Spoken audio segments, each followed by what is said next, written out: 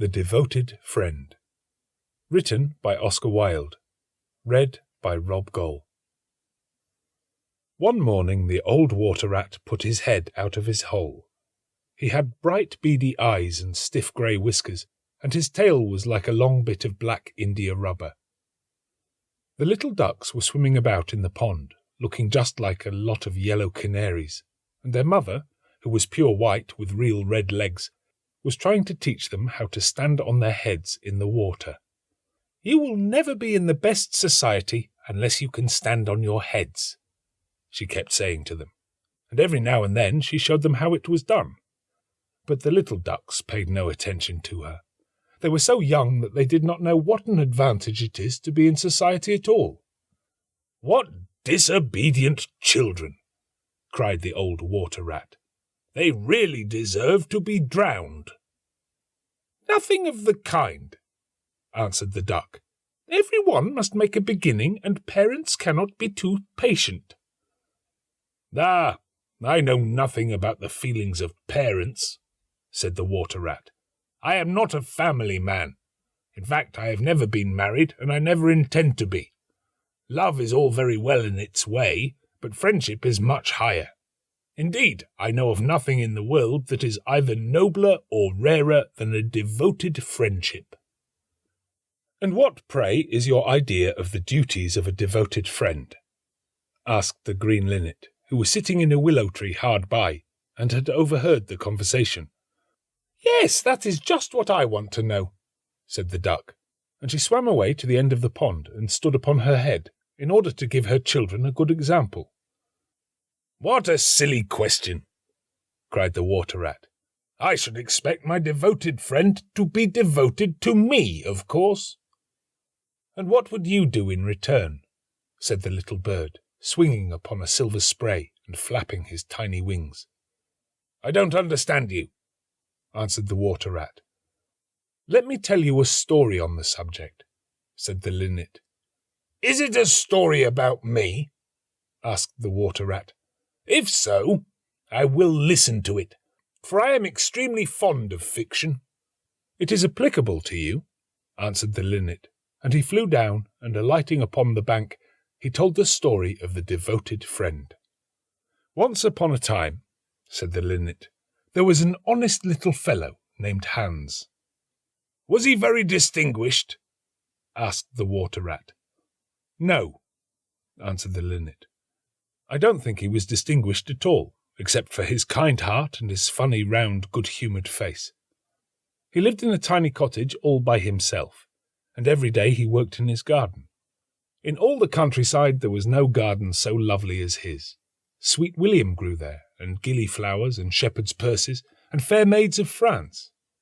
There were damask roses, yellow roses, lilac crocuses, and gold, purple violets and white, columbine and ladysmock, marjoram and wild basil, the cowslip and the flower de luce, the daffodil and the clove pink bloomed or blossomed in their proper order as the months went by, one flower taking another flower's place, so that there were always beautiful things to look at and pleasant odours to smell.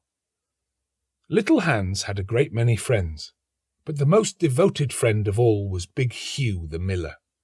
Indeed, so devoted was the rich miller to little Hans that he would never go by his garden without leaning over the wall and plucking a large nosegay, or a handful of sweet herbs, or filling his pockets with plums and cherries if it was the fruit season.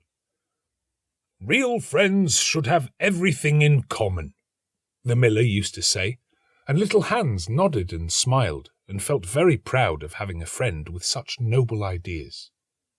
Sometimes, indeed, the neighbours thought it strange that the rich miller never gave little Hans anything in return, though he had 100 sacks of flour stored away in his mill, and 6 milk cows, and a large flock of woolly sheep.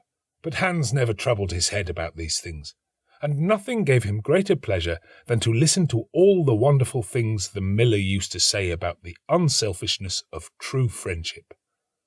So little Hans worked away in his garden. During the spring, the summer, and the autumn he was very happy.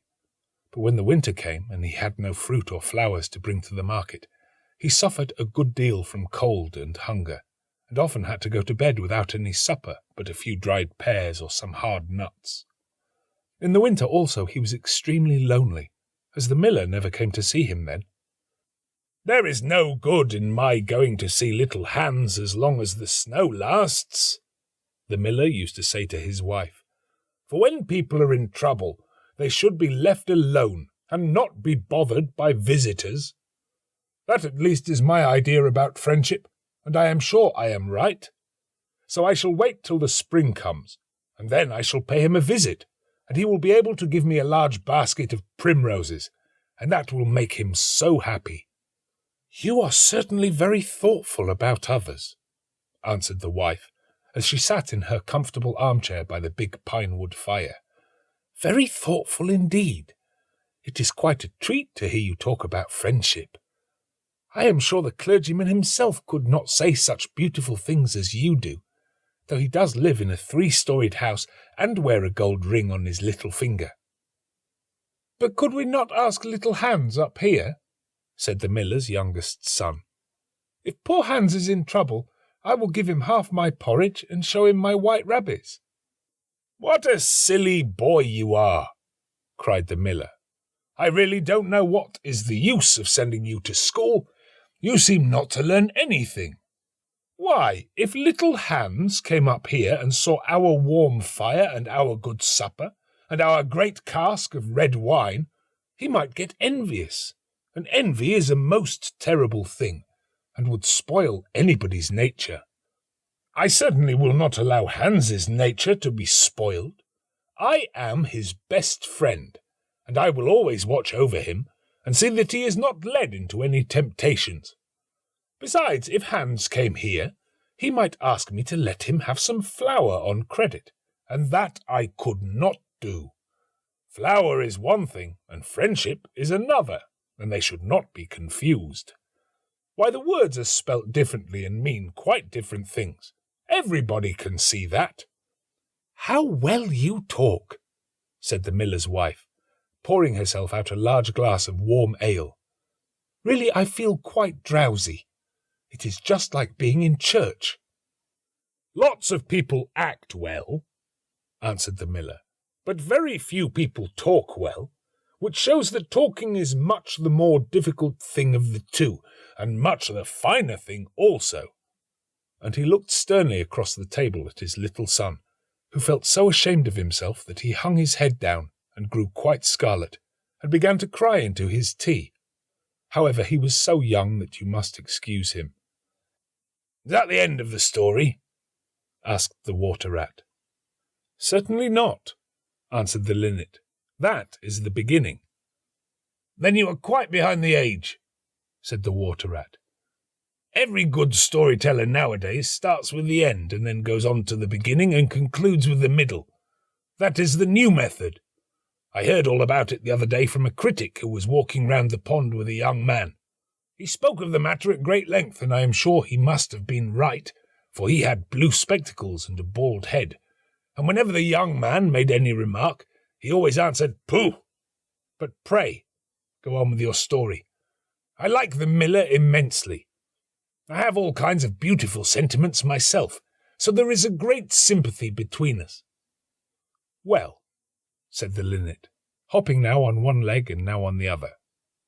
As soon as the winter was over and the primroses began to open their pale yellow stars, the miller said to his wife that he would go down and see little Hans. "Why, what a good heart you have!" cried his wife. "You are always thinking of others. And mind you take a big basket with you for the flowers." So the miller tied the sails of the windmill together with a strong iron chain, and went down the hill with the basket on his arm. "Good morning, little Hans," said the miller. "Good morning," said Hans, leaning on his spade and smiling from ear to ear. "And how have you been all the winter?" said the miller. "Well, really," cried Hans, "it is very good of you to ask, very good indeed. I am afraid I had rather a hard time of it, but now the spring has come, and I am quite happy, and all my flowers are doing well." "We often talked of you during the winter, Hans," said the miller, and wondered how you were getting on." "That was kind of you," said Hans. "I was half afraid you had forgotten me." "Hans, I am surprised at you," said the miller. "Friendship never forgets. That is the wonderful thing about it. But I am afraid you don't understand the poetry of life. How lovely your primroses are looking, by the by." "They are certainly very lovely," said Hans, "and it is a most lucky thing for me that I have so many. I am going to bring them into the market and sell them to the burgomaster's daughter and buy back my wheelbarrow with the money." "Buy back your wheelbarrow? You don't mean to say you have sold it? What a very stupid thing to do." "Well, the fact is," said Hans, "that I was obliged to. You see, the winter was a very bad time for me, and I really had no money at all to buy bread with. So I first sold the silver buttons off my Sunday coat, and then I sold my silver chain, and then I sold my big pipe, and at last I sold my wheelbarrow. But I am going to buy them all back again now." "Hans," said the miller, "I will give you my wheelbarrow. It is not in very good repair indeed. One side is gone, and there is something wrong with the wheel spokes. But in spite of that, I will give it to you. I know it is very generous of me, and a great many people would think me extremely foolish for parting with it. But I am not like the rest of the world. I think that generosity is the essence of friendship, and besides, I have got a new wheelbarrow for myself. Yes, you may set your mind at ease. I will give you my wheelbarrow." "Well, really, that is generous of you," said little Hans, and his funny round face glowed all over with pleasure. "I can easily put it in repair, as I have a plank of wood in the house." "A plank of wood?" said the miller. "Why, that is just what I want for the roof of my barn. There is a very large hole in it, and the corn will all get damp if I don't stop it up. How lucky you mentioned it! It is quite remarkable how one good action always breeds another. I have given you my wheelbarrow, and now you are going to give me your plank. Of course, the wheelbarrow is worth far more than the plank, but true friendship never notices things like that. Pray get it at once, and I will set to work at my barn this very day." "Certainly," cried little Hans, and he ran into the shed and dragged the plank out. "It is not a very big plank," said the miller, looking at it, "and I am afraid that after I have mended my barn roof, there won't be any left for you to mend the wheelbarrow with. But of course that is not my fault. And now, as I have given you my wheelbarrow, I am sure you would like to give me some flowers in return. Here is the basket, and mind you fill it quite full." "Quite full?" said little Hans, rather sorrowfully, for it was really a very big basket, and he knew that if he filled it he would have no flowers left for the market, and he was very anxious to get his silver buttons back. "Well, really," answered the miller, "as I have given you my wheelbarrow, I don't think that it is much to ask you for a few flowers. I may be wrong, but I should have thought that friendship, true friendship, was quite free from selfishness of any kind." "My dear friend, my best friend," cried little Hans, "you are welcome to all the flowers in my garden. I would much sooner have your good opinion than my silver buttons any day." And he ran and plucked all his pretty primroses and filled the miller's basket. "Good-bye, little Hans," said the miller, as he went up the hill with the plank on his shoulder and the big basket in his hand. "Good-bye," said little Hans, and he began to dig away quite merrily. He was so pleased about the wheelbarrow. The next day he was nailing up some honeysuckle against the porch, when he heard the miller's voice calling to him from the road. So he jumped off the ladder and ran down the garden and looked over the wall. There was the miller with a large sack of flour on his back. "Dear little Hans," said the miller, "would you mind carrying this sack of flour for me to market?" "Oh, I am so sorry," said Hans, but I am really very busy today. I have got all my creepers to nail up, and all my flowers to water, and all my grass to roll." "Well, really," said the miller, "I think that, considering that I am going to give you my wheelbarrow, it is rather unfriendly of you to refuse." "Oh, don't say that," cried little Hans. "I wouldn't be unfriendly for the whole world." And he ran in for his cap, and trudged off with the big sack on his shoulders. It was a very hot day, and the road was terribly dusty, and before Hans had reached the 6th milestone, he was so tired that he had to sit down and rest. However, he went on bravely, and at last he reached the market.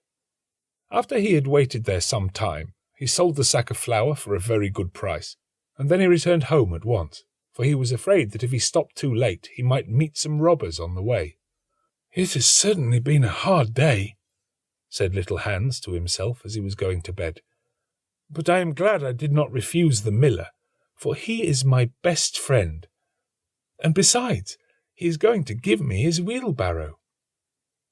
Early the next morning, the miller came down to get the money for his sack of flour, but little Hans was so tired that he was still in bed. "Upon my word," said the miller, "you are very lazy. Really, considering that I am going to give you my wheelbarrow, I think you might work harder.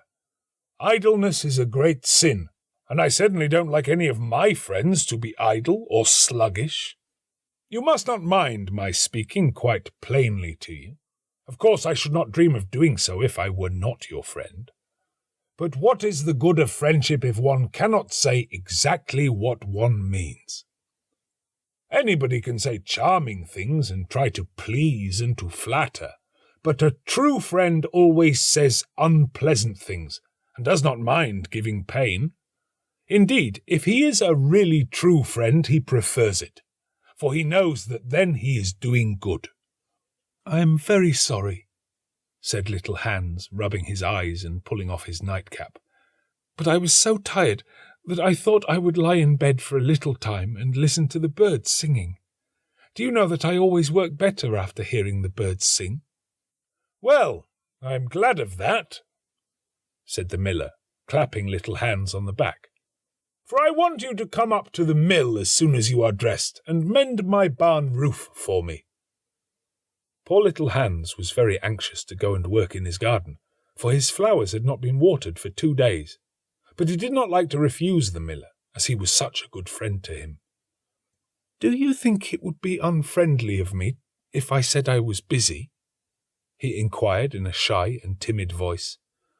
"Well, really," answered the miller, "I do not think it is much to ask of you, considering that I am going to give you my wheelbarrow. But of course if you refuse, I will go and do it myself." "Oh, on no account," cried little Hans, and he jumped out of bed and dressed himself and went up to the barn. He worked there all day long till sunset, and at sunset the miller came to see how he was getting on. "Have you mended the hole in the roof yet, little Hans?" cried the miller in a cheery voice. "It is quite mended," answered little Hans, coming down the ladder. "Ah," said the miller, "there is no work so delightful as the work one does for others." "It is certainly a great privilege to hear you talk," answered little Hans, sitting down and wiping his forehead. "A very great privilege. But I am afraid I shall never have such beautiful ideas as you have." "Oh, they will come to you," said the miller. "But you must take more pains. At present you have only the practice of friendship. Some day you will have the theory also." "Do you really think I shall?" asked little Hans. "I have no doubt of it," answered the miller. "But now that you have mended the roof, you had better go home and rest, for I want you to drive my sheep to the mountain tomorrow." Poor little Hans was afraid to say anything to this, and early the next morning the miller brought his sheep round to the cottage, and Hans started off with them to the mountain. It took him the whole day to get there and back, and when he returned he was so tired that he went off to sleep in his chair, and did not wake up till it was broad daylight.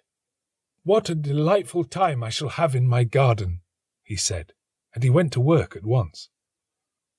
But somehow he was never able to look after his flowers at all, for his friend the miller was always coming round and sending him off on long errands, or getting him to help at the mill.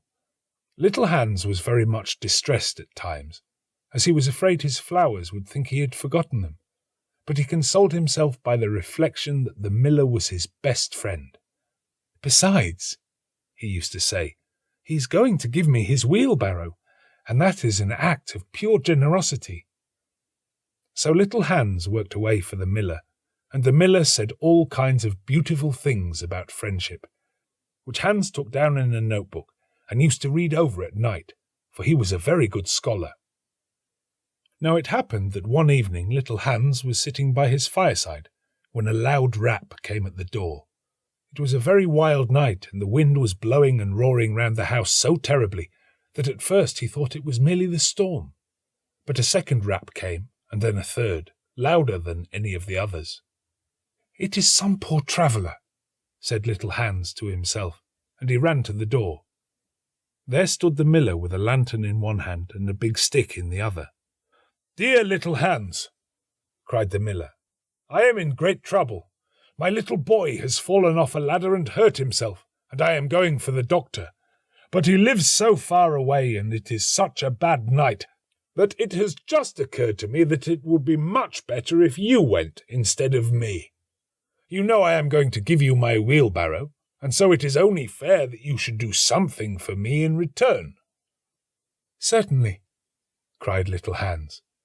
"I take it as quite a compliment your coming to me, and I will start off at once. But you must lend me your lantern, as the night is so dark that I am afraid I might fall into the ditch." "I am very sorry," answered the miller, "but it is my new lantern, and it will be a great loss to me if anything happened to it." "Well, never mind. I will do without it," cried little Hans, and he took down his great fur coat and his warm scarlet cap, and tied a muffler round his throat, and started off. What a dreadful storm it was! The night was so black that little Hans could hardly see, and the wind was so strong that he could scarcely stand. However, he was very courageous, and after he had been walking about 3 hours, he arrived at the doctor's house and knocked at the door. "Who is there?" cried the doctor, putting his head out of his bedroom window. "Little Hans, doctor." "What do you want, little Hans?" "The miller's son has fallen from a ladder and has hurt himself, and the miller wants you to come at once." "All right," said the doctor, and he ordered his horse and his big boots and his lantern, and came downstairs, and rode off in the direction of the miller's house, little Hans trudging behind him. But the storm grew worse and worse, and the rain fell in torrents, and little Hans could not see where he was going or keep up with the horse. At last he lost his way and wandered off on the moor, which was a very dangerous place, as it was full of deep holes, and there poor little Hans was drowned. His body was found the next day by some goat-herds, floating in a great pool of water, and was brought back by them to the cottage. Everybody went to little Hans's funeral, as he was so popular, and the miller was the chief mourner. "As I was his best friend," said the miller, "it is only fair that I should have the best place."